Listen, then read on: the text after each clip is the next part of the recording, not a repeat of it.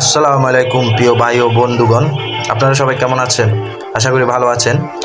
তো একটা good news, বাংলাদেশিদের জন্য দুবাই ভিসা উন্মুক্ত করা হয়েছে। হ্যাঁ, কথাটা সত্য।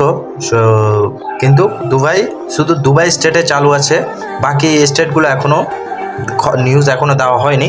আশা করি এটাও হয়ে যাবে এক দিনের ভিতরে। তো আপনারা যারা দুবাই আসার জন্য চিন্তা ভাবনা করতেছেন, তো ইনশাল্লাহ আপনাদের অনেক অপেক্ষার পর দুবাইয়ের ভিসাটা চালু হলো। তো আপনাদের কাছে একটাই কথা বলতে চাচ্ছি যে আপনারা দুবাই আসার জন্য ভালো জেনুয়েল একজন মানুষ ধরবেন। আপনার পরিচিত কেউ থাকলে তাকে ধরবেন, বাড়ির হোক, এলাকার হোক, মামা হোক, চাচা হোক।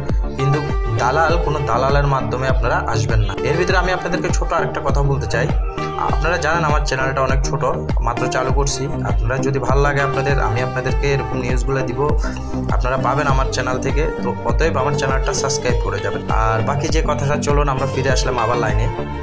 তো দালালেরা, আপনারা জানেন বর্তমানে আজকে 10 মাস ধরে দালালেরা বসে আছে, তাদের কোনো ইনকাম নাই, তাদের কোনো কাজ নাই।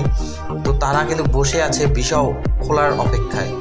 ভিসা খোলা মানে তাদের ইনকাম। তো আপনারা জেনে শুনে মানুষের কাছে টাকা পয়সা লেনদেন করবেন, কোনো দালালের মারফতে করবেন, আবার সমস্যা হবে। আবার আপনারা আসবেন, আবার কাজ পাবেন না, স্যালারি বরাবর পাবেন না, আবার সমস্যা করবে, আবার বাঙালির নাম খারাপ হবে। অতএব আপনারা জেনে শুনে ভালো একজন মানুষের কাছে দিবেন। আগে আপনি ভিসা যার থেকে নেন না কেন, আপনাকে ভিসা নেওয়ার সময় আপনার কথাবার্তা পুরো ফাইনাল বলে নেবেন।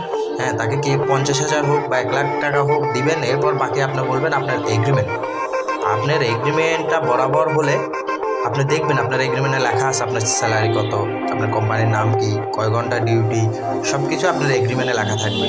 অতএব এগ্রিমেন্টের বাইরে ওরা কোনো কিছু করতে পারবে না। এগ্রিমেন্ট বাইরে যদি কিছু করে, এই দেশে দুবাই গভর্নমেন্ট ওরা কিন্তু এই জিনিসটা অনেক দেখে, এগ্রিমেন্টটা ওরা দেখে।